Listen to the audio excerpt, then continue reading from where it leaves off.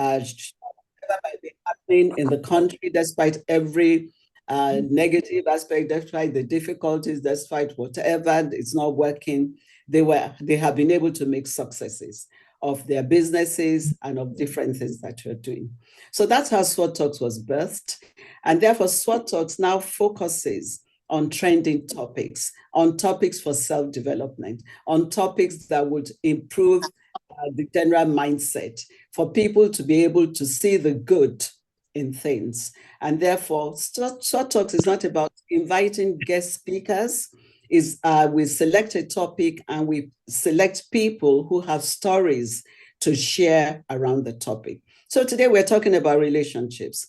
And so thank you very much indeed to our storytellers. We call them storytellers, not speakers, who will be sharing with us today how they have been able to build their own tribes. And it's very important that we pay attention because relationships are the new currency for success.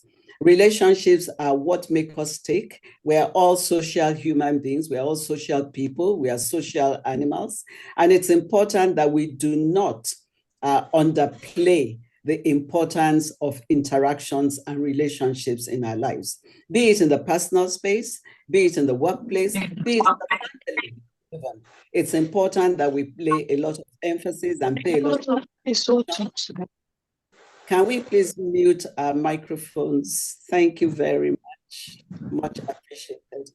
It's very important that even in the family space, the amongst friends, school, alumni association, we build tribes that can help to support whatever it is we're doing. Even our emotional well-being, our mental well-being. COVID taught us that a lot of social interactions affect our mental well-being. So be it that you meet your friends for coffee after work, and you must find time to unwind. You must select the group of people you relate with. And whilst we were talking about this topic, something came to mind, and it's called the blue zone. I don't know how many of us have heard about the blue zones. There was a lot of research done. It's actually on Netflix about people who live to be up to about 100. And there are blue zones all over the world. They have them in Italy, they have them in Greece, they have them in Costa Rica, and they have them also in Japan, where communities live together. And they have been able to do the research that what is it that makes people live that long? Yes, what we eat is important, the health factor is important, but they zeroed it down also to the relationships that these people have. They meet regularly, they sing, they have quizzes, they have challenges, they do so many things together. The community life is what keeps them going. And therefore, it's very important for us not to underplay the importance of having important communities in our lives where we can relate. And there are so many benefits. Of the 250 centenarians, that's about people who live to 100, interviewed in the original Blue Zone areas. Studies belong to some faith-built community, some were Christian or church communities, faith-based communities, some were just work relationships, and some were just family relationships that can add years, and all of these added years to their life. So if you already belong to a community, we'll be doing some form of poll later on. Great. Please keep up with that community. Alumni associations are very key. We support each other, we do all kinds of things together. Business communities are very key in as much as there seems to be an element of trust in our community. There are strong business communities that are working in Nigeria. There are strong town, village communities. You know, I come from Ondo and we all meet together on a regular basis. We have fun and all of that. All of these things, one of the major benefits is that they add to our lifespan. So we cannot underrate the importance of building our tribes, but we must be intentional in building.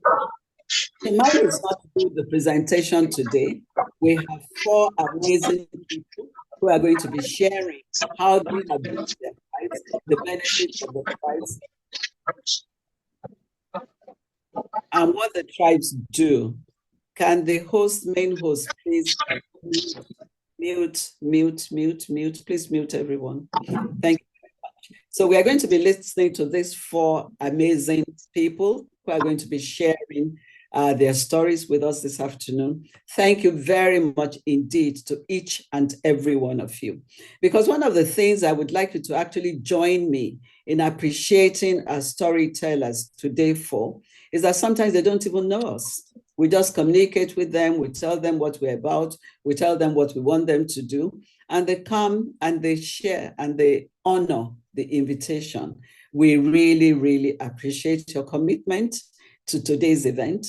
Thank you all very much indeed to everybody on the platform for joining. It shows that you are one step from building your tribe. Welcome, sit back and listen attentively. Make notes, have takeaways from our various storytellers. Thank you very much. Over to you, Isabella. Thank you very much, Dr. Ogunsoya. We can't wait to hear from our amazing storytellers as they share their experience in building and finding their tribe. But before we hear from our amazing storytellers, we have something special for you, which is a poetry performance. So again, I love the applause going on in the comment section. So again, let's just bring out our hands, our emojis, and applaud a student from Oxbridge Tutorial College in the person of Boluwatife Akinfewa. Please, a warm round of applause as she performs her poem. Good afternoon, sirs and ma'ams.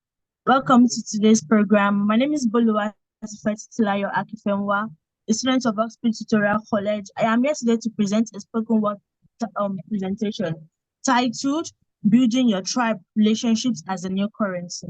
Please sit back and listen attentively. In a world where connections are key, we are realizing that relationships are the new currency.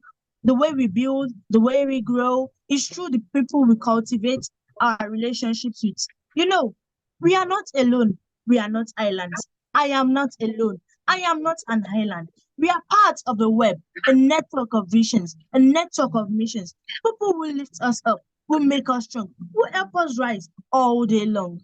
The tribe is your support system, your sounding board, your safe haven, where you can be yourself without apology, where you can grow without limitation. I strongly believe that we are a connection of people who are joined together by different values, different norms, different morals. I believe that we are a group of people who cannot be separated, even though we have different colors, different language. We cannot be separated by discrimination, neither by racism. We are a group of people who work together in order to achieve a common aim, to achieve a common goal, because we believe in ourselves. And this is because we are building a relationship. We are building our tribe by coming together as one, regardless of our ethnicity, regardless of our sex, regardless of our tribe, because we are one human. We belong to one race. So let's invest in these relationships. Your tribe is a support system. Let's nurture them. Let's make them flourish. Let's build tribes that uplift and inspire, that support and helps to grow. That's where the real wealth lies. That's the real fire. In a world where connections are key, relationships are the currency that sets us free. So let's build our tribes with love and care, with joy and happiness, and watch our lives flourish, beyond our comparison. Because we already have a future that has been structured. It has been scriptured and it can never be fractured, because that is how it is meant to be structured and it has been organized like that. So I enjoy each and every one of us here today, that we should learn to build our tribes. We should learn to build a good relationship, because we do not know where we might meet ourselves in the future. And it is the relationship we build with ourselves today that determines how we will relate with ourselves in the future. So I encourage each and everyone once more, let's build a good relationship, because we are human beings and we are like water, we are like the ocean. We do not know where we might meet ourselves in the future. So build a good relationship, build your tribe, and let's love and harmony lead in our societies. Thank you for listening. God bless you.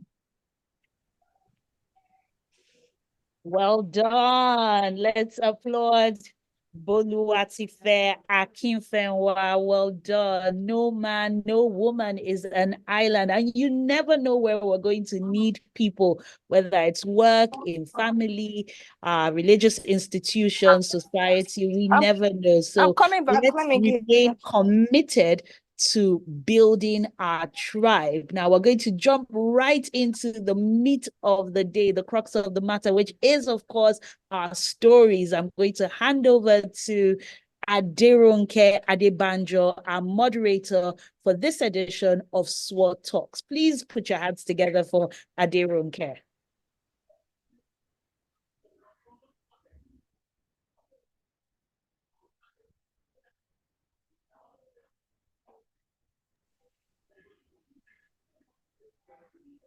Hello, everyone. Good afternoon.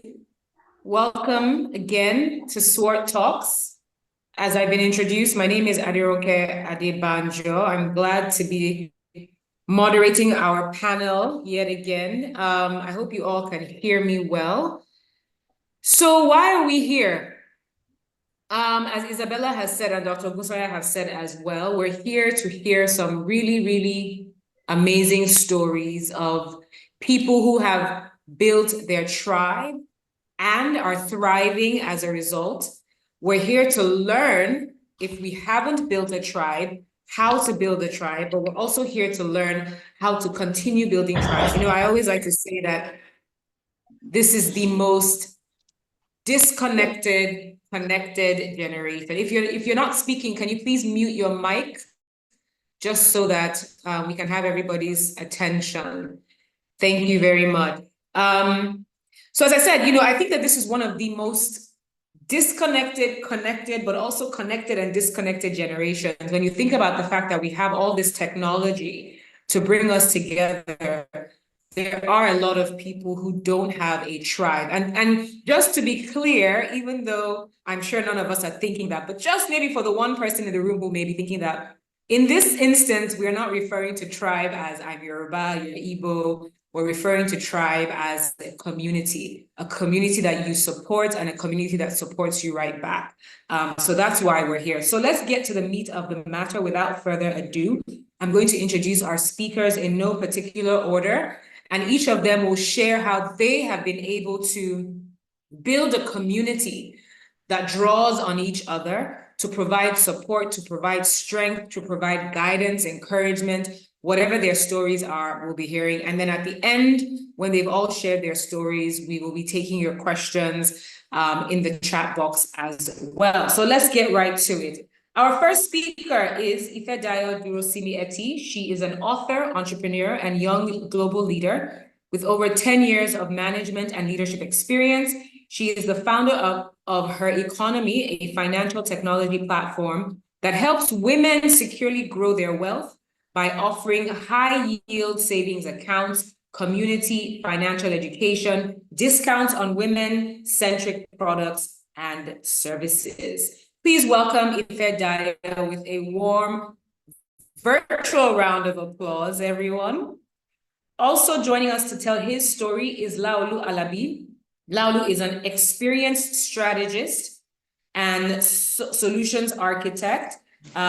He has worked on creating several business strategies and solutions, especially for startups and small-scale businesses. He is currently the group CEO at Damilare Baker, one of Africa's premium real estate development and consultancy firms. Please welcome Laolu.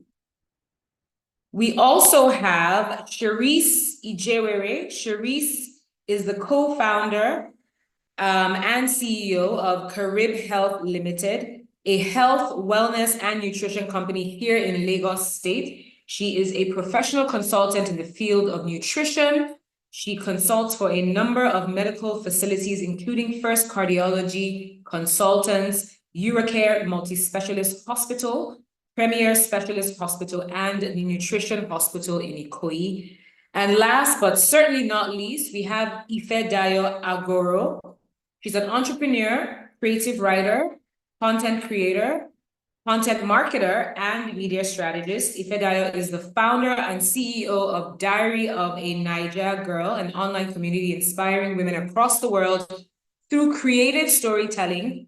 Dan Network is a personal development blog, which turned into a media production company. And then she has Dan Lifestyle, which is a premium home and body care production company. Who is as excited as I am to hear these wonderful stories? If you are, let's hear it in the comment section. And let's give all our speakers another round of applause. Once again, if you're not speaking, we ask that you kindly mute your mics as we jump right into our discussion. So I'm going to start with the first person I introduced, which of course is Ifedayo Durosimi-Eti. Over to you, Ifedayo, and welcome. Thank you very much, Ronke. That was a warm welcome. Thank you, everyone, all the organizers of Sworte Talks. I'm very excited to be here. Like she said, my name is Ifedayo Durosimi-Eti. I'm the founder of Herconomy. Herconomy, she's already described Herconomy, so I'm not going to talk too much about it. So I'm just going to delve right into it. So how do you build your tribe? How do you build a community that supports you and you support the tribe right back? I think personally, my story is very funny because I've seen some people on this call who are actually part of my tribe. So I would say my own building of my tribe started back from my primary school, secondary school. I think my parents were very intentional about the kind of schools I went to. More importantly, I think my secondary school, because I have so many amazing people who have supported me from then. I went to Vivian Fowler, so I've also seen Mrs. Amber on the call. Hi, Mrs. Amber. Going to Vivian Fowler, I made really, really close friends, lifelong friends who are still my friends today. My first job in the UK was recommended to me by a friend of mine who literally I went to her house. I was complaining. I was in London. I had just gone there for my master's and I was thinking, okay, I wanted to get a job, and I was just ranting, and she was like, oh, I can actually recommend you. Right. And, she recommended me and I worked in that company, and I eventually brought like 4 more people, to join, that company. So being intentional about, where you are, the kind of people you make friends with, and the kind of, relationship that you build and how you even maintain that relationship is very important. So while we met in secondary school and we went to university, even though we didn't go to the same university, we still kept in touch. We were still giving value whenever I go on holidays, because I schooled here and she schooled in the UK, but we still kept in touch. And that's what building a tribe is. So a tribe can be as small as, or a community can be as small as 2-3 people, and it can eventually grow to become, thousands of people. What is important is that you guys have, equal values, and you guys can meet in different ways. You guys have, similar values. So for us at Herconomy, we're very passionate about women empowerment. So building your community, there are certain things that need to be spelled out so that everybody knows there's a community. The first thing you have to do is mainly defining the purpose of that community. You have to clearly define what the goals are, and this will help attract like-minded people. And that's how it's me. So I wrote a book called Accessing Grants for Startups. And the reason why I wrote the book was because I had gotten a couple of grants, and a couple of people kept on asking me, oh, how did you hear about this grant? Oh, how did you hear about this opportunity? And I wanted to give those opportunities to other people, because I was always seeing the same kinds of people in those rooms. And then I said, you know what, I'm going to create a small WhatsApp group and just add people on, because I couldn't be answering people one by one. It was easier for me to just put everybody together and add them on, and then disseminate the information all at the same time, so that it's not too distracting for me. So that way, it was very clear what did people want in that group, that particular AGS tribe group. People wanted access to opportunities, right? So people that were interested eventually joined that group that I had created. And before we knew it, because I didn't even start out to think that I wanted to create a community, I wanted to actually help people, and that's how people of like mind. So who are the people that want to access grants? Most of these people are business owners. So eventually we built out a community. Most of the people that were in that community were business owners or people who wanted to, start a business. So that was very clear. Eventually, I'm personally passionate about women. So eventually this group became a community of business owners, and also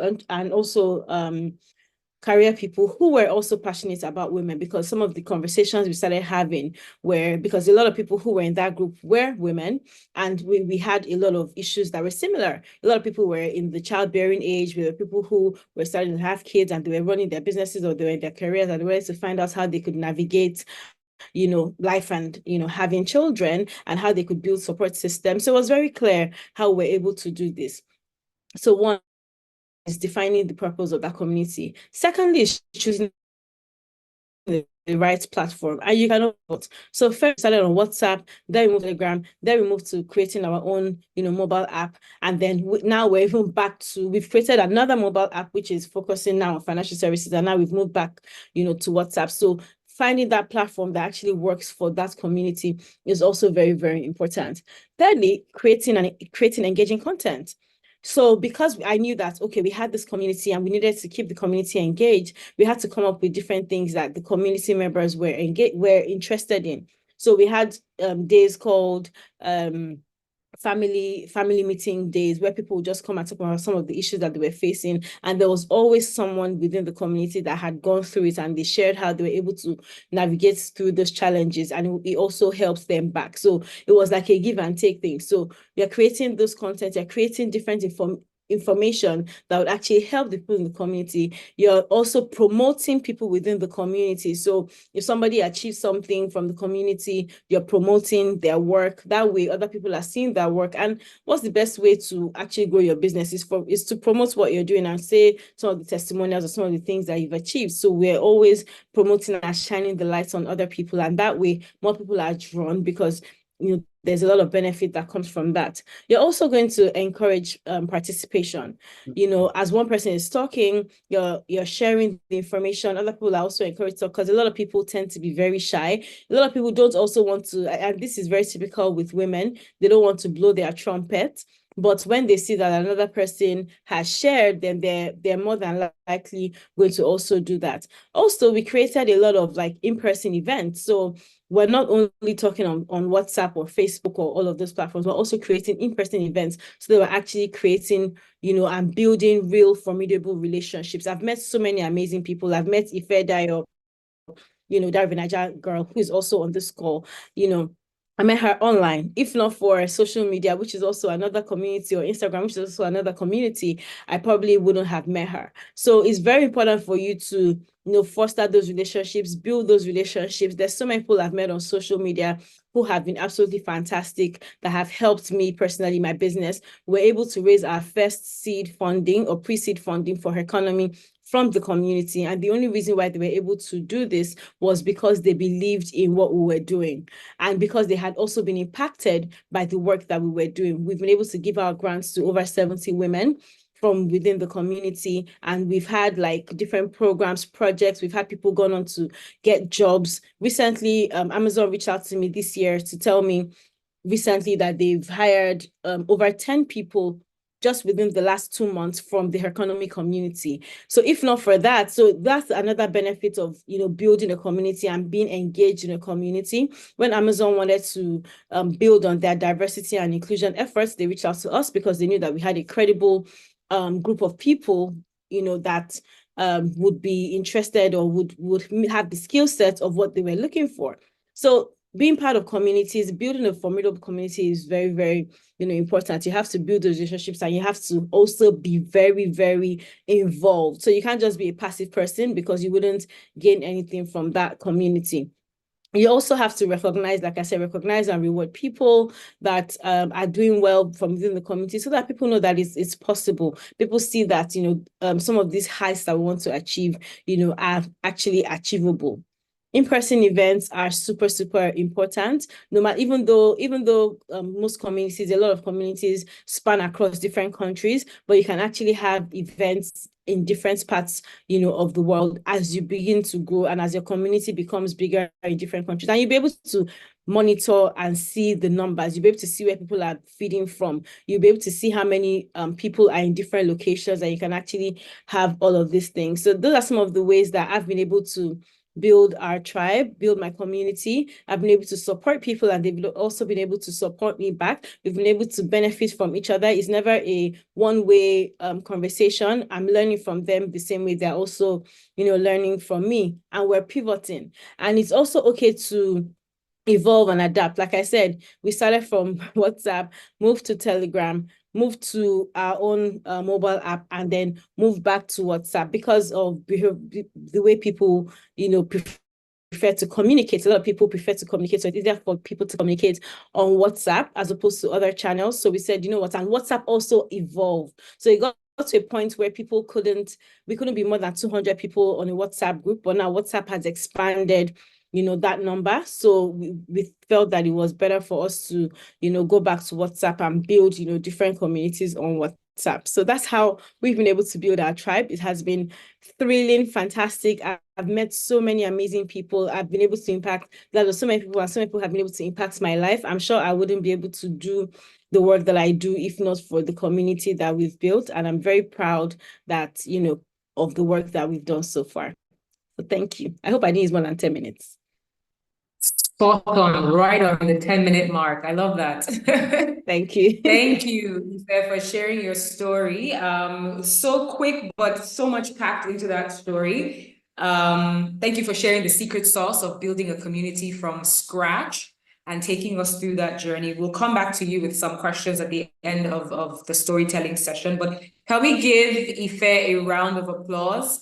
I hope we were all listening attentively because she said quite a bit in such a short time that I think we can all learn from. Being agile, mutual support, promoting each other, hybrid activities, being very agile and making sure that you're keeping up with the times when you're building your community. So thank you, Ife, once again for sharing your story. We'll come back to you. And of course, if you have any questions for Ife as we go along, if you think of anything, please drop it in either in the chat, or if we have a Q&A box, you can drop it in there as well. Okay, let's move on now to our next storyteller, Laolu Alabi, who is also going to be sharing his story on how he has been able to build a Laolu.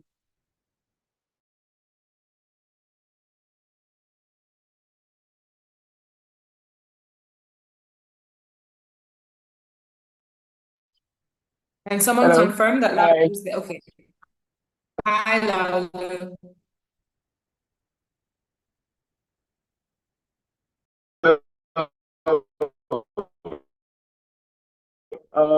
Can you hear me? Yes, I can hear you now. I couldn't hear you before, but I can hear you now. Okay, hello. Can you hear me? Yes, yes. Please go ahead. Okay. Okay. Good afternoon, everyone. Good afternoon. I'm trying to put on my video. Sorry. Are you gonna be just Yes, a yes. minute, Laolu? Are we gonna see your face? Yes, Okay, you will see my okay. face. Good afternoon, everyone, and thank you for having me here. Thank you for this opportunity to share my story. Thank you, Dr. Gonsoy, and the organizers of Sworte. So I'm going to keep it very simple, as short as possible. I have 10 minutes to share this. Um, so I'll start by saying, I've been introduced already. I run a real estate organization. I'm an architect by training. I want to share from the perspective, from a slightly different perspective this afternoon. I know I have a lot of the speakers or the storytellers are masters in building tribes and building communities, and giving into the topic of today, which is about relationships. I want to go from a slightly different angle, which has to do with being the right person for your tribe. Now, because a lot is going to be said about building that tribe and having the right tribe and being able to take advantage of your tribe. But what I find is that we also need to begin to understand the concept, especially as you grow and you go into the marketplace. You need to understand the concept of being the right person in your tribe. And when you begin to talk about the right person in your tribe, you begin to talk about the character and what you bring into your tribe. Because you would find that regardless of the the wealth of your tribe. You know, the way people say your network is your net worth. I always tell people that your network is not really your network. Your network is not really your network is not really your net worth. That is actually what breeds entitlement. What you're able to bring into your network is what determines, as the case may be, the value of your net worth. I'll say that again. Your network is not your net worth. That is what brings entitlement. But the value you're able to bring into your network is what brings value to you. And I'll use my story as an example.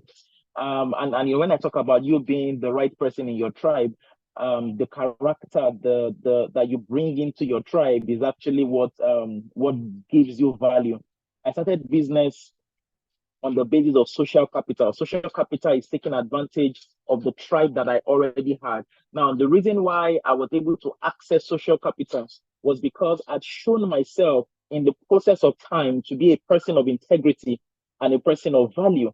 And I've shared this on various platforms. You know, when people come to me and say, "How are you able to build a real estate firm this big, and where did you get capital? Capital is why we're not able to do business." You know, and I tell people that wherever you are is where you start from. You don't have to have been born into a wealthy family, but your character must have shown wealth. When I mean your character shows wealth, meaning that you have a very wealthy, you're very rich in character. And I'll share this story. For instance, I was going to start my business at the time, and I didn't have the cash, but I had my social capital was intact, integrity was intact. I like to share with people that integrity, when you talk about the person of integrity is when your word and your signature carry the same weight. Meaning that when you say something without you having to sign, people can believe your word. And when people can believe your word, then they trust you. Now, that trust in itself is social capital. I remember, like I said, when I was going to start building down Baker, and I needed capital. And I went to my friends and family. I've never gone to any bank to loan money. I've never walked to any bank. I've never filled a form trying to loan money, you know, in a bank. But when I went, as the case may be, like I said, to a friend of mine, I said, I want to do this. And she asked me, well, what do you need? And I said to her, I need a small amount. At the time, it was about 10 million. Actually, I needed a lot more than that. We're going to start a project that was going to cost us maybe close to $500 million or thereabout. But I knew that what I did was the first seed, you know, to start the project, and then everything else would follow suit. And she said to me that, you know what, I don't have cash, but I have someone that I know has money. I will stand as guarantor for you. I will tell her and I'll stand as guarantor for you. And so she spoke to this friend of hers and said, oh, I have a friend. He wants to go into business. He wants to set up something. And I mean, at this time, I'd been an entrepreneur. I'd done a few things, but I was entering into a new phase. And so she had said to this person, oh, I have someone who wants to go into, and then is looking for investors. And the girl said, oh, okay. And I happened to know this person, but we didn't have a close relationship, but I knew her. That's the other person. I said, oh, Laulu, I can actually stand for Laulu. And if Laulu says he would return this at this time, he would return it. And I will stand as a guarantor. And she said, oh, your word is good enough for me. And so at the time, I made a call to her. I told her what it was about. I wrote a simple note, meaning that, oh, she said, oh, she has this amount of money, which at the time was about 18 million. So she handed 18 million naira to me on me just writing that, oh, I'll return it on this. So I didn't fill a form. I didn't go to a bank. I didn't drop collateral. And that was how I got that first capital. Guess what? She now said to a friend of hers, the person that gave me this first capital, who is a friend's friend, now said that I've heard so much about you, and I'm comfortable with you. I have another friend in the UK who has another 10 million that he's not using. You know, I can speak to him if he would have it, and he would also give you that money. And just like that, I addressed 28 million without walking into any bank or trying to fill a form. That is the power of your own personal integrity that you bring into your network. Before the week had run out, you know, the period, I addressed about 50 million from friends and family, and we had gone into a project. Of course, we finished the project, people subscribed, and the rest they say is history. That was the beginning. I'm saying that trust is not just when you talk about, oh, I'm emotional, or it's an emotional word. Trust is capital. Trust is collateral. The implication of that is that when someone trusts you, or many times when you betray trust, which is that you said something to someone and they found it not to be so, many times what you're betraying is not just the trust in that moment, it might be the collateral or the capital that you would need for the business in the future. I'll say that again. Trust is capital, trust is collateral. And how do you build trust? And a lot of times I tell people that in your network, you already know the people that you can trust. In your network, you already know the people that, I mean, in my group of friends, I know people that if they come to me today and they say, oh, Lalo, I need about 5 million, I want something. If I have it, I know people in my network that I would not think twice. If I have spare cash, in other words, I don't have the money tied down, I would give it to them. There are people that would come and they will ask for 100K. And I would know that, you know what, this money is not likely to come back. And so I would decide that what part of this money am I able to give to this person without thinking of it coming back. It's a function of trust. And how is this trust built? You know how you go to a friend and you ask for 500 now, you ask to 1,000 naira. I'm just using that example, and it's very small. And then it's time for you to pay back. And then you do not pay back. You do not say anything about it. And then maybe after the day is due, after the day is past due, they come and they ask you for it, or they send you messages, and then you say, Oga, is it because of 15 naira? Is it because of 100 naira that you're disturbing me like this? What you're doing is not just betraying trust. What you're doing is you're mortgaging the collateral or the capital that you probably need in the future. Because that word, that singular act has degraded something that you would need. Listen, there's some monies you would need to raise, for instance, that you can't, there's no collateral you can drop. And for the younger ones here, collateral is what, when you go to a bank and you say you want to borrow some money, and they tell you that, oh, we need you to drop something that will stand in the stead of that thing that you're borrowing. In other words, if you default or if you do not pay back, we can take this collateral and we can use it to get back our money. You know, so what I'm saying to you here today is that trust in itself is collateral. Trust in itself is capital. And that was how I was able to build my business as the case may be, from scratch, you know. And even in business, even in real estate, we sell a lot of our properties without putting one advert out there. You know why? Because we build what we call the Damla Rebecca tribe, which are people that have bought from us. Now, there are testimonies of these people who have bought properties from us, who are the ones that are going out there to tell people that I'm a member of the Damla Rebecca tribe. What they are saying is that I've bought from those people, and I trust that whatever they tell you that they are doing is what they are doing. Now, there's something called off-plan. Off-plan means that you can sell a property before the property is built. Now, for you to sell a property before it's built is that you believe that the person you are buying it from will do that which he said he would do. And that is the strength, again, of integrity. Now, one day I was somewhere in a Marriott hotel, and and then I was sitting in the lobby, and then I met a group of friends. We're just having a conversation. Well, I met somebody in the group of his friends, and he was introducing me to them, and he said, "Oh, meet Damla Rebecca." And the person said, "My name is Lalola, by the way. I run a company called Damla Rebecca." And the person said, "Oh, Damla Rebecca, I've heard that before. Did you build so and so?" I said, "Yes, we did." He said, "Oh, do you have a new project that is about to happen in so place?" I said, "Oh, yes. How did you find out?" She said, "I have a friend who sent me the brochure, and said to me that if you want to buy something, buy from this guy." Now, this person had bought from us and was sending it to a friend. And she said that when this person sent it to her, she smiled and she said, "Wow, for you to be sending or marketing the brochure of somebody you bought a property, a developer you bought a property from in Lagos, this developer must be an angel, because she said she could never market the property of the developer she bought a house from." Now that says a lot. So we have been able to sell properties by word of mouth of people who have done business with us. And I tell people in my organization that this tribe, the reason why you are able to sustain this is that you must stick to your word. You must keep your words. Listen, even when it is not profitable to keep your word, you must honor your word more than profits. And that is how you're able to build your own self-respect and integrity within your tribe. Because you can have the richest tribe, you can have the wealthiest tribe. It is as useful to you as the level of integrity that you have shown within your tribe. And so even as you're thinking of building a tribe and becoming a member of a tribe or taking advantage of your tribe, you must understand that your personal integrity, your self-value is what would actually bring the value of your tribe to you. Because you would have people even in amongst your group of friends that you know that if they say good afternoon, you need to go outside to go and check, what the time of the day is, because because they really do not just have any form of trust capital. And so my charge here today in this very short time is to tell someone that as you look towards building a tribe or being a part of a good tribe or taking advantage of a tribe, more importantly, you need to look at the value of yourself. You need to look at what value do I bring to the table? What are the characteristics that I bring to the table? Integrity, like I said, if you're going to take anything home, integrity is when your word and your signature carry the same weight, meaning that even if you don't sign it, people can take your word. Never forget this. Trust is capital. Trust is collateral.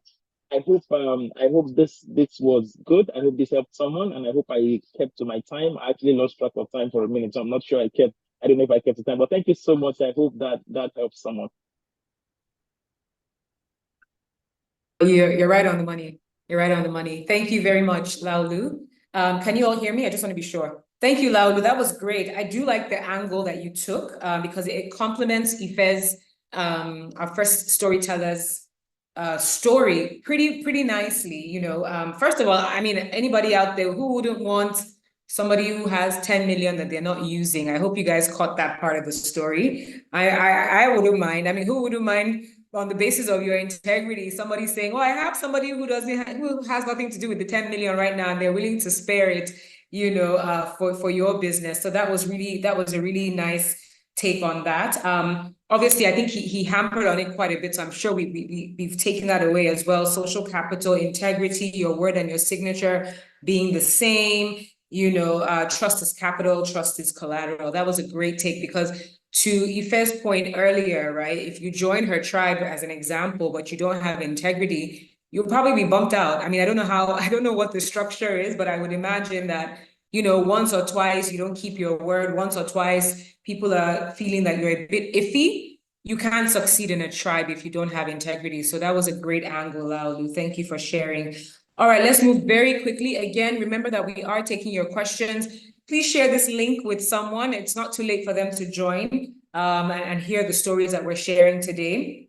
And of course, if you have any questions for any of our 4 speakers, you can go ahead and drop them in the comments and we'll be collating those for the end of the session. Okay, so let's move very quickly now to our next speaker, Sharice Ijewere. Are you there? Over to you.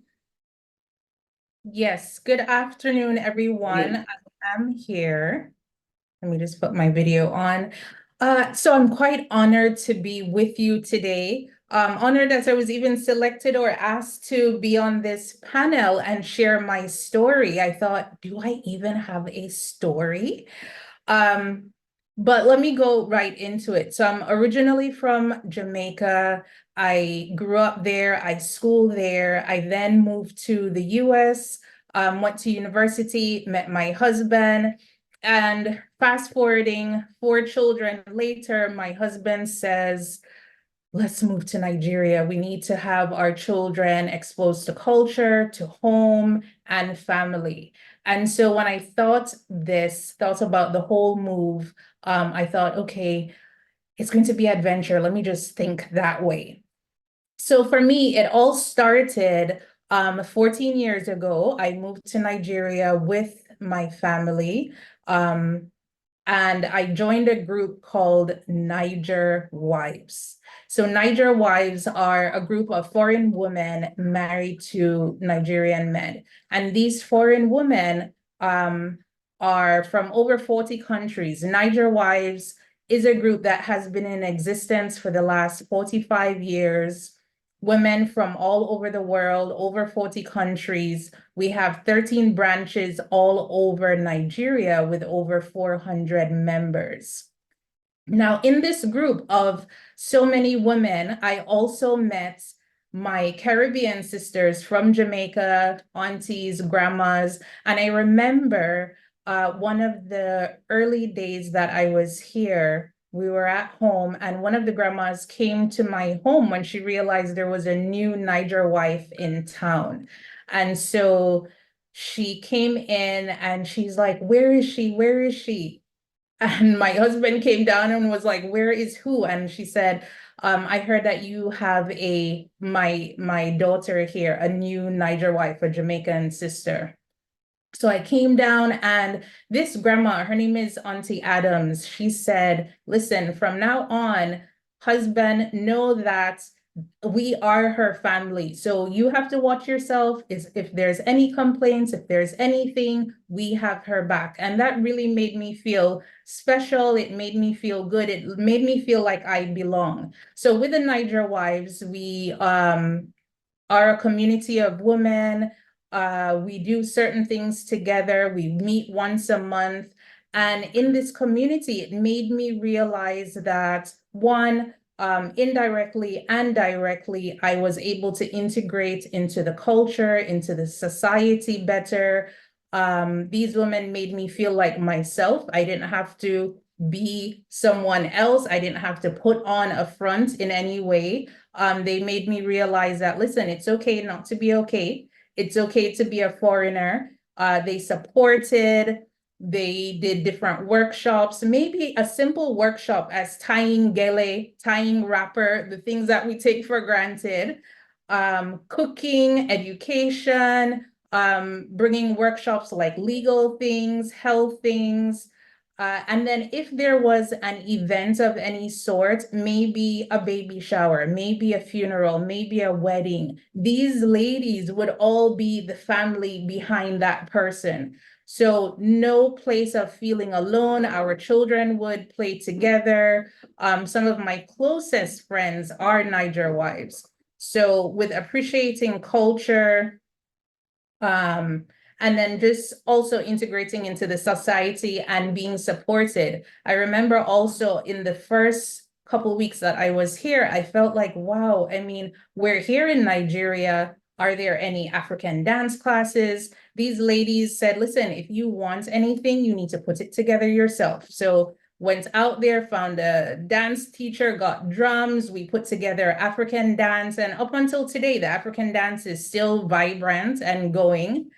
And so just to wrap up, in their presence, it also made me feel like I was heard. It made me have a safe space up until today. We look out for each other. We call on each other in difficult times. We have subgroups in our group, so we belong to different areas. So if at any time, say for example, the mainland or the island, if we don't see each other, we will check on each other. And this is ranging from women in their 20s all the way down to their 90s. So forming groups inside groups, but also checking on each other and knowing that we're not all from the same country, but there is a bond that keeps us together. It's, yes, being married to a Nigerian, and just things that we know are hard, but women who have been through this before and are able to support and say, not to worry, that's okay, this is how we do it, let me help you, let me give you a helping hand. And so this has made me not feel homesick. If I'm down, if I'm not well, these are my tribe. So really appreciate your listening today. Thank you.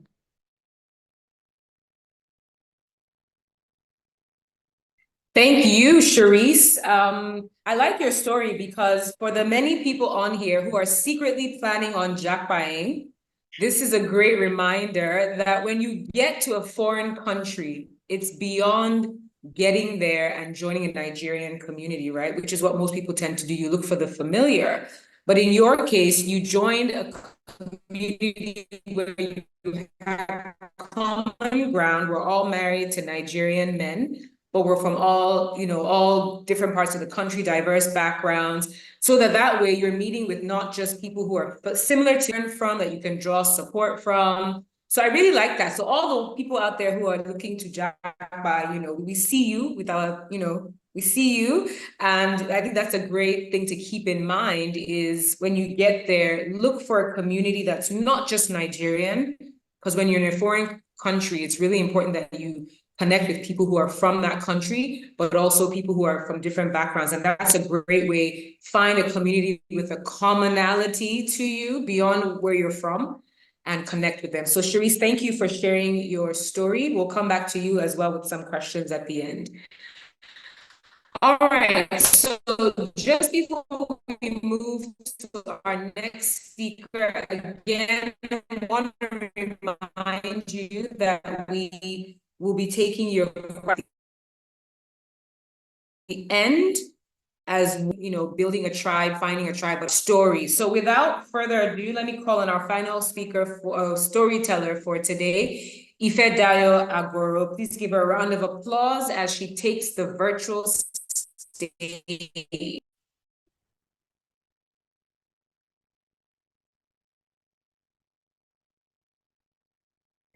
And Ife, over to you. Hi, everybody. I hope that you can see me. I can't seem to see myself. Okay, that's sorted. Hi, everybody. Nice to see you. This has been a good one. I'm so happy to see Ifedro Simieti on this program. And I'm very happy to also be able to share my story and experiences when it comes to building a community. Diary of a Nigeria Girl is a community of women. We call ourselves the Global Girl Gang. We are sharing, we are loving, we are motivating each other and impacting one another. The truth is, what I've seen about using storytelling to build a community is that it makes people relatable. Like we all can understand where we are. I just want to check my timer to make sure. I need to set that. I forgot to do that. Okay, so it makes it feel relatable because sometimes we feel like we are the only people with the issues. It feels like whatever we're going through is just us and no one else is going through that. What storytelling does for a community is that as much as we are all together, we need to understand that most of us share the same types of problem. The stories may not be the same, but the bottom line is the same anyway. We all just need help. We all just want to be happy. I started Diary of a Nigeria Girl in 2016. Well, 2015, but I didn't do much about it. And 2016, I decided to take it full on because I was very unhappy with the situation with women, especially that we were subjugated by shame. You can't tell your story because, God forbid, you've made a mistake in the past. You will not be forgiven or given grace, if I will put it that way. And I just didn't like that at all. I also saw with my industry that women were not allowed to aspire to be as much as men could aspire to be. Again, that shocked me because I don't even know why that is. I did not grow up like that. My own community story started from when I was young. I grew up in a place called Shogunle. It's in Oshodi. It's not that fancy. But we grew up together. It was a village kind of situation where a child is not trained by his or her parents alone. She was trained by the whole compound or even the streets, actually. So that's how I grew up. I grew up fetching water by the public tap with the whole street, queuing up long, doing environmental sanitation by the whole compound or the whole street. It was a vibe. You were never alone, even though we all had our individual problems, there was a sense of community that when you're walking home from school, you will see one or two people walking home as well. You go with them. When you get home, you don't eat alone. You take your food. We used to live upstairs in a 2-bedroom apartment. We'll take the food downstairs, or the people downstairs will bring their food upstairs. It was a whole thing where I realized how much that grew me as a person, gave me confidence, made me a better person, made me more attuned to people's feelings and their emotions and all of those things. It also made me somebody who loved to, have people around her, especially in cases where we just want to have conversations and make something out of it. That was how I grew up. So what we have today in the real life, I don't understand that because I feel like how I grew up was so beneficial to me. Why is it that these days parents are hiding their children? The fences are so high. We don't even know our neighbors' names. And that's also referring to me. I don't know my neighbor's name. I have no idea. I mean, I see them, I just don't know what their names are, who their children are. It's crazy these days. This has translated to virtual gatherings. This is because we've closed ourselves indoors, but inside of our hearts, we still need that communal bonding. Where do we find that? We find that on the internet. God is so good that there are so many communities that you can join that will elevate you rather than put you down. Diary of a Niger Girl is one of those. I'm thrilled to always have conversations with the women because I started telling my story first. And I did that because I wanted to make sure that people know that there is no shame in your experience. They're just experiences. We tell it, we learn from it, make sure that other people can learn from it as well. So we don't have to make all the mistakes. We can make mistakes from other people, learn it, and go from there. So when I started telling my story, it wasn't so vastly accepted as it is today, but I just kept telling the story. And gradually the community grew into women who were like-minded. If they were not like-minded, they were curious. If they were not curious, they were interested in being the person that they see in me or other women who come on the platform. And gradually we began to get all these quality women together. Gradually, it wasn't the simplest journey, if I must confess to you, because a lot of the time men would DM me to say, oh, you're corrupting my wife. You don't want my wife to be obedient at home. This happened especially when I wrote the day before Christmas that, ladies, this Christmas rest, let other people could do the cooking.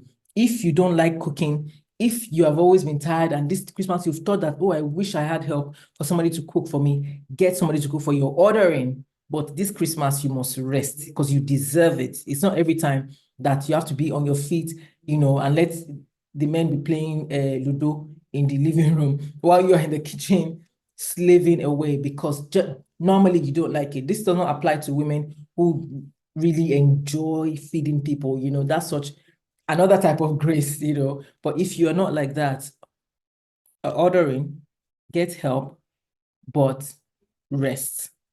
That was my message that year before Christmas. And then it went off all over internet. Like I was telling women not to take care of their homes. That wasn't what I said. Anyway, that did well because a lot of women said, you know what, Ife, I'm going to rest this Christmas. I've worked all year. I feel obligated, to do all of these things when I could have gotten help. I don't know why I didn't get help. That's what community does. One person will comment, another person will say, okay, me too, I can comment. Another person will say, okay, well, I feel this way too. Thank God somebody has said it. And that just breeds a whole lot of people coming together, feeding off each other, because a lot of people need that. Again, like I said, there's something in us that wants a communal bond, but that it doesn't apply anymore in the physical world, that we have it transferred into the virtual world.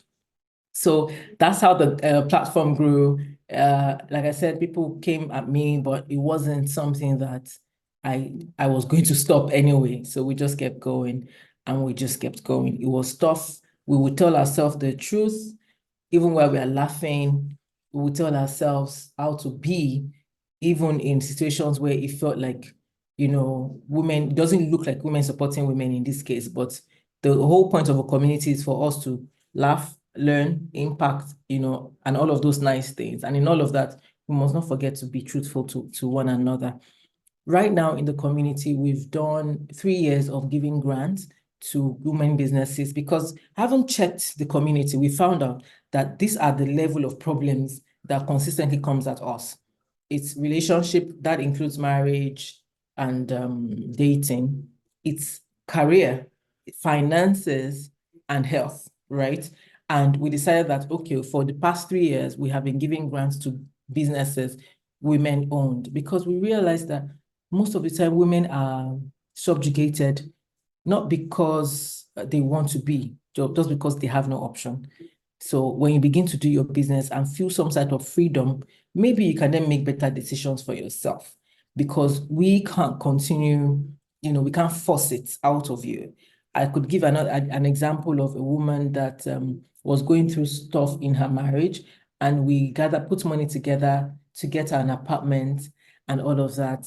But she eventually went back because she could not feed the children by herself, So, but she was being abused a lot, but she couldn't stay. She had to go. And she said, look, I can't feed these kids by myself. I have to go back to that man. So we decided to continue to give these grants. We call them 20 days of Christmas, 500K a day to a business person. And we've been doing that for 3 years, and it's been going really, really well. I'm very happy about that. So the community is not only for us to tell stories or comment or laugh or just, it's to help one another. There's so many women that have been helped, so many situations that we've come into and we've tried to make better for women. It's just something that I see going bigger and further. Just recently, we did a directory on what women have been talking about, abuse, finance, everything. Whatever you need, we put a directory together. Please go there. We have numbers, we have email addresses of these places, these firms, these organizations that can help you, get your life better. And in all of this, we still continue to tell the story of women. Now we have included men. Gradually, we are hearing them out because we realize that we can't even do this alone, especially in the family of two, where a man and a woman is raising a child together. If a woman decides to raise a child this way, a man decides to raise a child the other way, what is the point of a confused home? So now we are bringing everybody in so that we can hear each other and, most importantly, understand each other. So Dan community, as we call it, Diary of a Nigerian Girl community, has grown to where it is now because we hear each other, we learn from each other, we impact each other, and we bring other women in as well, women who are doing so well, to speak to us. Recently, we had our first Dan Women First physical meets. I loved when Ifedro Timmy said, don't hesitate to do physical meet. That's very important. We had our first physical meet of 680 women come together to be and let the women who have established and done something great tell other people how they have done it as well. It's such a great community, and I'm very happy to be the convener of it. And hopefully, through storytelling and through empathy, we'll continue to help each other grow. Thank you very much. Thank you, Ifedayo, for sharing your story. Fantastic. I do have a few questions.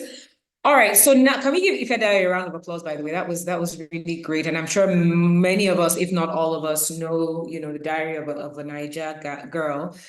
So let's give her a round of applause and give all of our speakers as well a round of storytellers. We call them storytellers. A round of applause in the chat group. Okay, so now we're going to make this a little interactive. Two things we want to do. I have a few questions for our speakers, and I'm guessing you all might have some questions as well. So if you do have any questions, maybe you've known them from a distance and you've always wanted to ask them something, feel free to go ahead and drop it in the chat group. We do have a team that's working on collating all of your questions. So go ahead and drop them on the chat or in the chat box while you give them a round of applause. And I do have a few questions. I just want to confirm if Ife Durosimieti is still on the call. If we can just confirm that, that would be great. And while we're confirming that, I think I'll just start with our last speaker, and then I'll work my way up with the questions that I have. So Ifedayo, I do have a couple of questions for you. You started, and you can feel free to turn on your camera as well. You started the Diary of a Niger Girl anonymously, if I'm correct. When you first started, no one knew who you were. Is that correct? That's correct. Yes. So when Ife started, nobody knew who this person was. There was a platform that was sharing all kinds of information. Nobody knew who was behind it. So a couple of questions for you. I think I'll start with the first one. What keeps you going? Because now this thing has evolved into much more than it was when you started off anonymously. Maybe I'll even start with the first question. Why did you decide to finally reveal your identity? What drove that decision? But also, what has kept you going? And maybe share, you kind of alluded to this already, but maybe share one of the craziest things that has happened since you started this platform. So what made you reveal your identity? What keeps you going? But also maybe one of the craziest things that's happened since you started. What made me reveal my identity was because I needed people to follow me through two reasons. The first one was that somebody sent me my own picture and said, "This is you. I'm going to send it to the blogs and all of that." And for Dan community members who know me really well, they know that I never allow anyone tell my story for me. I'm not going to allow that because most people don't know nothing about you and they just conjure up things and then they tell your story. So I refuse to allow that. So I told myself, you know what, it's time. The second reason I revealed myself was because I was starting a skincare company. I needed people to see my skin when I started and for all of us to grow through it together. So you can say, okay, this skin that Ife had earlier is getting better. She's looking, she's glowing better and all of those things. So I started that way to have, that experience and growth with my community members. So they can see the truth in the business. And so when we say it actually works, my skin shows that it actually works because they know what it was from when we started and where we are today.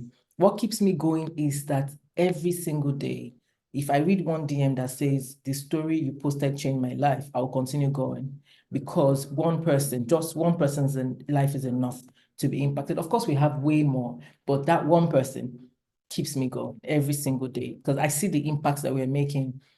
I see the love. I see how women just need this so badly. I see how I am blessed by this community. Remember, it's not only that, oh, I'm giving. No, I'm also receiving a lot of blessings from the community, and that the blessings I receive keep me going. But most importantly, that one person is impacted, one person alone, every single day. That keeps me going. What was the third question? Craziest thing, and I can only imagine the So many craziest crazy thing that. things. So many crazy. I think one that comes to mind quickly is there was a lady, we call her Baby T, popularly Baby T in the community now. I was in Budapest when she wrote to me. I told Dan community that I will be in London and for a pop-up. And she wrote to me that unfortunately she could not make it because she was at the rehab. She had gone into a relationship that caused her to become addicted to drugs. And right now she's at the rehab and she wishes that I could come visit her in Essex in the UK. But when I got this email, I was in Budapest, so I couldn't, go at the time. But immediately I cut my trip short. And before then I posted it to the community, guys, look at this, and over 3,000-4,000 comments, I think, just encouraging her. So when I went to see her, I was surprised to see that she had printed these comments, put on her wall in a room in a rehab. Wake up to it, sleep to it, read the comments of these women that don't even know her from anywhere. And it just made her say, you know what? I'm not going to disappoint these people. So when I went to see her, she showed it to me and said, Ife, look at this. And please bear in mind, I don't know this girl from anywhere, but that's how we are in the community. It just always feels when we meet outside, like we're friends and that we know each other, So I just went to see her and I saw all of that. And it made me really happy to see. And the counselor said, since she wrote to me and she started reading comments, her mood has changed. She's gotten much better. And, this was in 2022. And today, Baby T is out of rehab. She's back to working. She was a lawyer. She's now back in court. And, and she's still a staunch member of the community and carries it on her head because that really helped her to be better in her life. I think another crazy thing that happened was recently a lady wrote in that she's at Luth, they're not attending to her. But so I put up the story and said, hey, Luth, what's going on? You don't want me to make this a thing. Why is it that you're not attending to our community member? And before you know it, the first lady of Lagos State had contacted me to say, no, what's happening? No, we respect your community too much. We want to help. And they, helped her. And yes, she was promptly attended to, and which was shocking to her herself. But yes, this shows the reach of the community, the importance of the community, the quality of the women in the community as well. That is something that I could never get over. I can't take that for granted. Brilliant. And I like the fact that the crazy stories you shared are positive crazy stories. All right. So if Etty is still on, I have a question for her as well. Is she on? Does anybody know? We just get confirmation on that. While I'm getting confirmation, so if you're on, if you can just maybe let me know. But wow, she might have had to drop off for another engagement. But let me move to Sharice. So Sharice, you've been in Nigeria now as a non-Nigerian for 14 years. how is it, you kind of alluded to it in your story, but let's dive a little bit deeper into the reason. In what ways has this community helped your stay in Nigeria? And for anyone who finds themselves in a new country, a new environment, what are some tips that you would give them to find their tribe? Because we say that relationships are the new currency. What would you tell them they can do to find that tribe that will help them and support them in their new, as they acclimatize to their new environment? Thank you for that, Ronke. So helped my stay. As you all know, being in Nigeria is not being and being in Lagos, like when I came here, and I say to my husband all the time, you brought me to Nigeria and I didn't even know what a generator was. So I now know what a generator is. It has helped me build backbone. Yes, I have my community. I have a work community as well. I'm a nutrition consultant. So I think maybe the people here that I associate with has helped my stay. The African dance, the great people that I've met, the Nigerians that I've met, the people that I've helped, whether it's reversing disease or their ailments through nutrition, through natural remedies, all of those has brought me a fulfillment that has made me feel good. And then, of course, my children, my husband.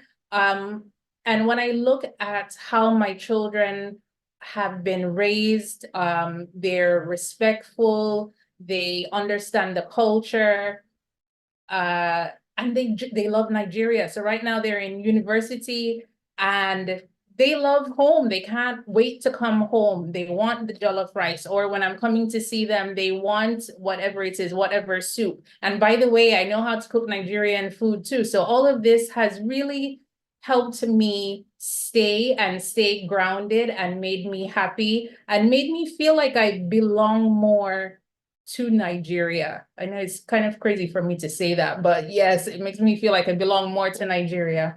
And then tips for people who are what, coming over or maybe finding themselves in a new environment. I did tease earlier that people might be looking to jackpot, so when you find yourself in a new environment that's not home, how do you find a tribe? What advice would you give to find that tribe that will help you settle in? Yeah, I think one is definitely don't be an island. Don't stay by yourself, but whether you need to reach out on social media to try and help yourself find other people, be open, be willing to go out and socialize. And then of course, observing, make sure you're observing the different spaces. Don't be too out there, but at the same time, observe and make sure that you are, just being open to things. So just don't be rigid. I think that's my advice. Fantastic. Let me move quickly to Laolu real quick. Laolu, you talked a little bit quite a bit actually, about integrity, trust, people being able to trust you, your name being important to maintain that place in society where people can trust you and want to help you and want to support you. I guess my question for you is there a way to rebuild your integrity when you've lost it as a result of a bad decision? So maybe there's that one person on this call who maybe made a bad decision at some point in their life that really did a number on their integrity, and everything you said, they want to find a tribe, but they don't know where to start because of that. Would you say that there's any way you can build your integrity if you've lost it? So that's thank you so much again. That's a very interesting question, and yes, there is. I've got asked these questions a few times, and the honest answer rather to that question is to pray.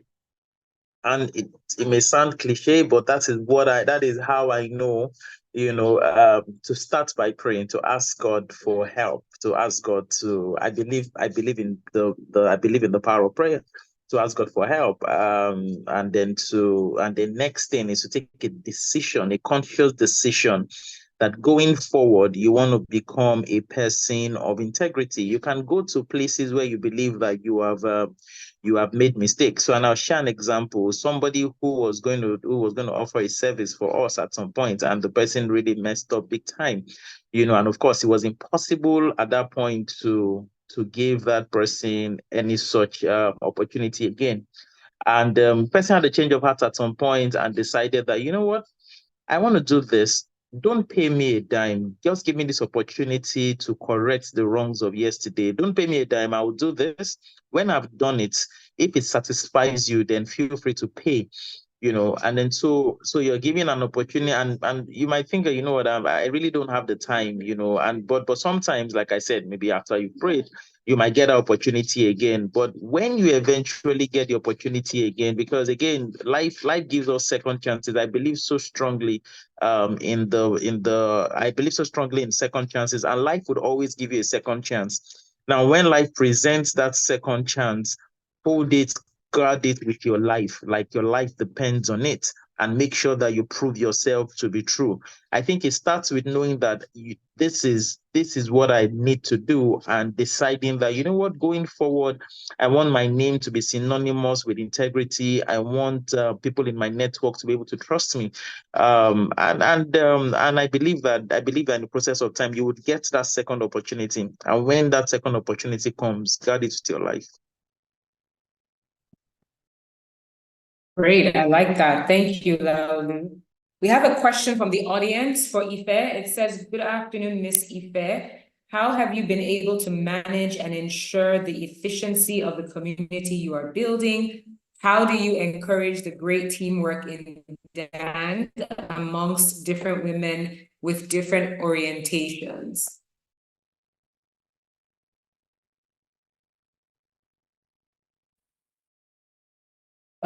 Thank you for that question.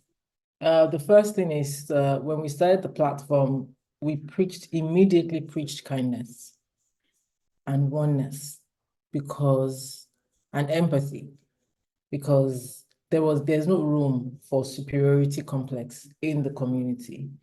We come from different, worlds, the rich, the middle class. I don't even know if Nigeria still has a middle class, but whatever class that you're from, when you come to the community, you find that different people are having conversations.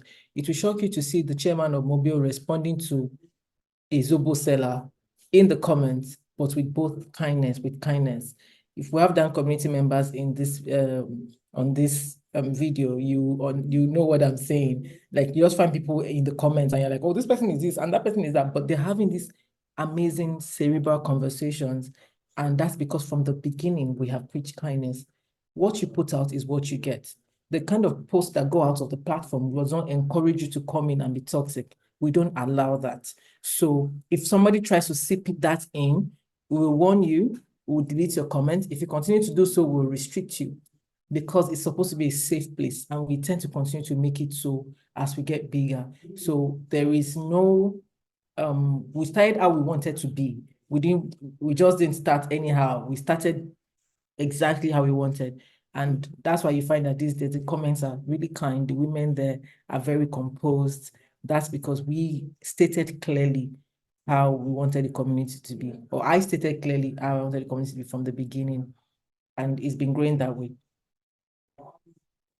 Wonderful, wonderful. Thank you. And thank you to the person that asked. It looks like we've run out of time for questions, but I do have a question for the audience. So if you notice today, we've talked a lot about online communities, hybrid communities, a community of people that have a common interest. Are you part of a community? This is for the audience members now. Are you part of any community? Are you part of your old girls association, old boys association? Are you part of a church community, any other religious community? If you are, please drop the name of the community in the chat. We're really curious to know. And if you're not part of any community, and today you've heard these stories and you're saying to yourself, I would really like to be part of a community. I don't have any anyone that I can turn to, you know, aside from maybe family. I don't have a group of people that I commune with from a common interest standpoint, or from a religious standpoint, or from, listen, we went to the same school standpoint. Let us know as well if you're not part of the community.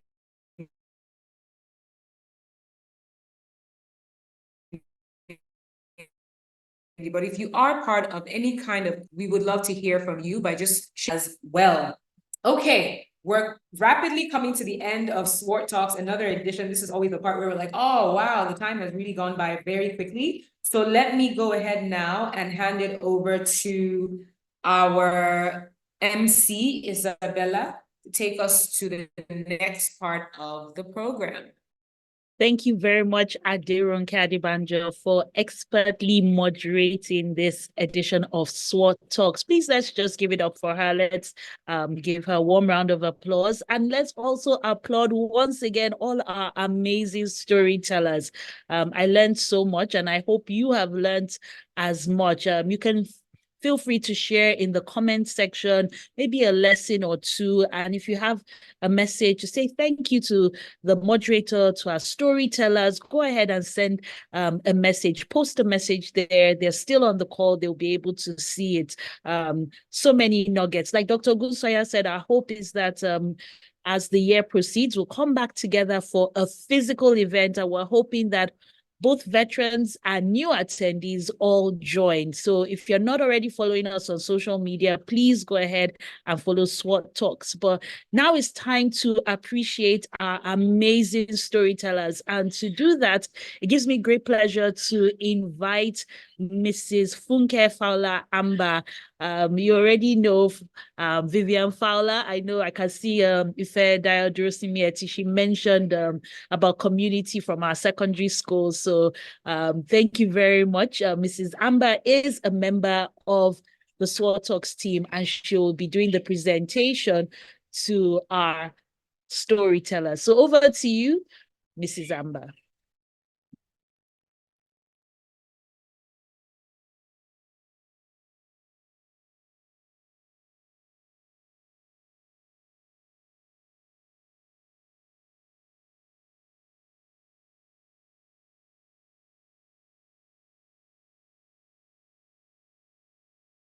Mrs. Amber, you're muted, just in case.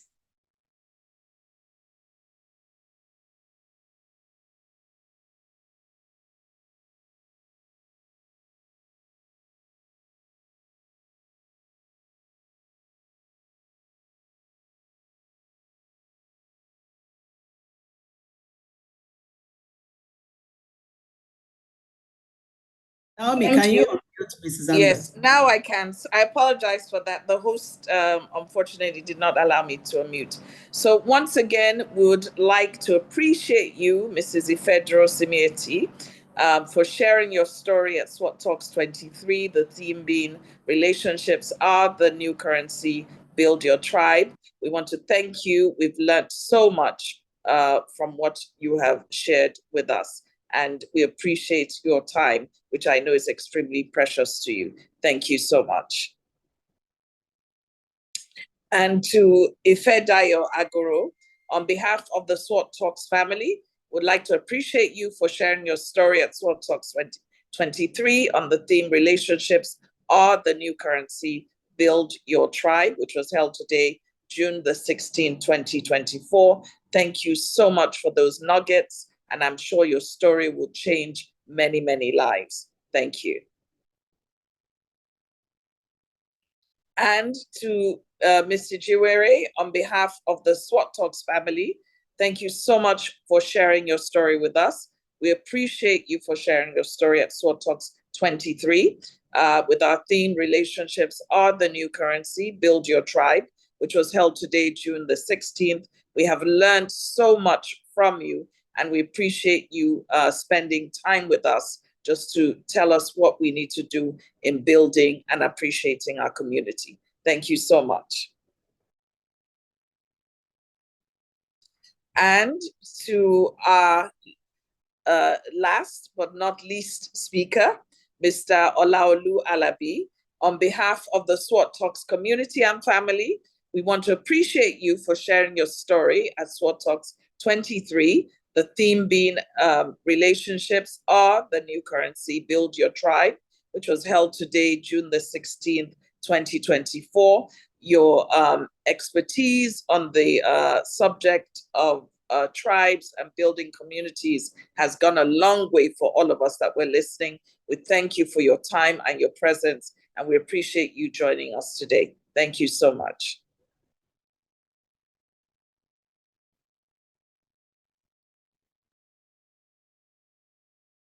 Thank you very much, Mrs. Amber, for presenting those virtual plaques to our storytellers. A big thank you to everyone. I can see you appreciating our storytellers in the comment section.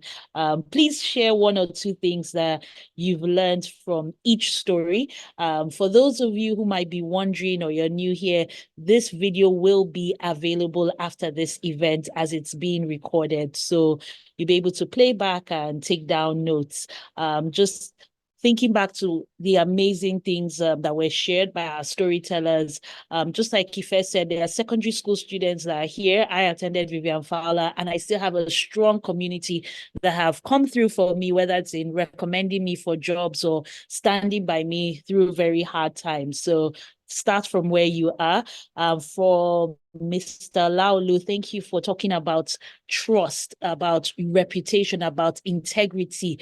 It's one thing to find that tribe, but to maintain the tribe, we need to be trustworthy. And thank you also to Mrs. Ijuere. My grandmother was a member of or she's still a member, even though she's no longer in Nigeria, of the Niger Wives. And thank you for encouraging us to, when we find ourselves in a new place, to join a community of like-minded individuals. And just like you, she cooks the Nigerian dishes, even though she's German. And then to Ifedayo Agoro, thank you for sharing with us the power of telling our own stories and about empathy, and for maintaining a strong community by ensuring that you just don't take nonsense, because at the end of the day, people are vulnerable and they come there because they feel it's a safe space. So thank you for sharing. And I hope, as I've shared these few points, that you'll also share in the chat box. Our time is fast spent, so I'll now call upon one of our Sworte Talk members, and that is Mrs. Adefisayo. She's an educational consultant and the former Honorable Commissioner for Education in Lagos State. Please put your hands together for Mrs. Folashade Adefisayo as she gives the vote of thanks on behalf of Sworte Talks.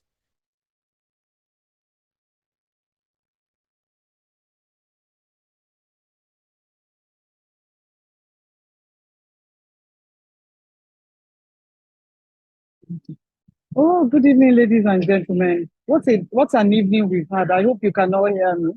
What an evening we've had. I've learned so much from each of our speakers. I want to, on behalf of Sworte Talk, say a very big thank you to all of you. Each one of you, your stories are pregnant, your stories are wonderful, your stories touched hearts and minds. I hope there's no age limit. If Edayo and I too can join your tribe. And I hope you fed too, there's no age limit, and I too can join your tribe. Thank you very much. I thank all members of Sworte Talks. It's been a really wonderful time. This was a very interesting topic that we chose.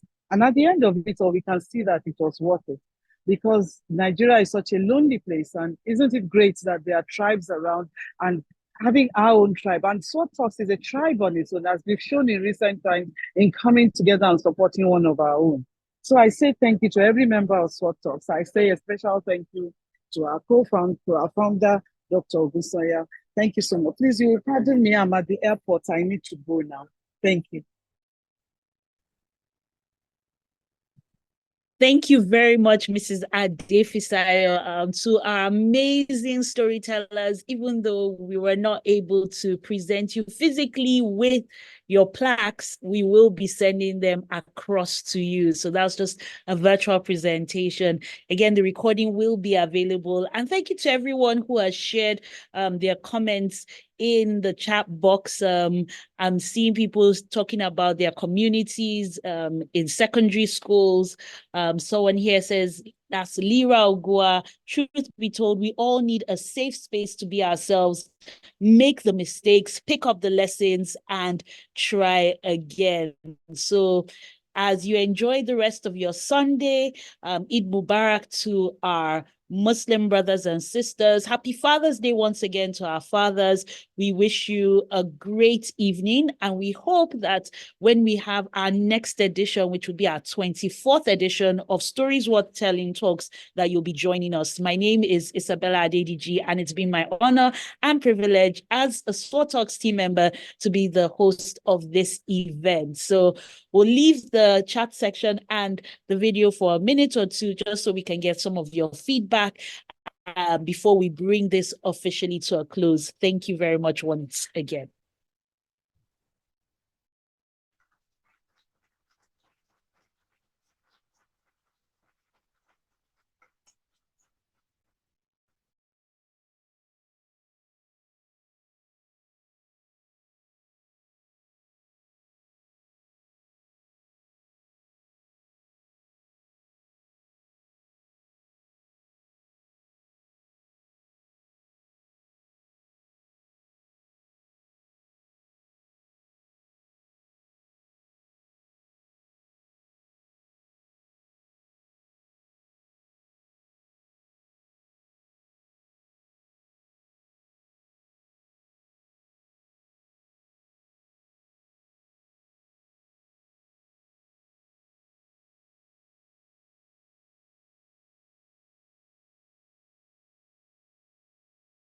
Just a quick reminder that our next edition will be physical. Please follow Sworte Talks, SWORTE Talks on Instagram, and you'll be updated on all the information you need to join us for our physical edition of Sworte Talks. Again, thank you very much. I can see the comments there. Relationships are the new capital. Yes, indeed, they are. Dr. Kemi Adetuyi Olu-Francis says, this meeting was worth the time. Thank you. Merci infiniment. Je vous aime. I hope je vous aime. Truth be told, we all need a safe space to be ourselves, make the mistakes, pick up the lessons, and try again. Thank you very much.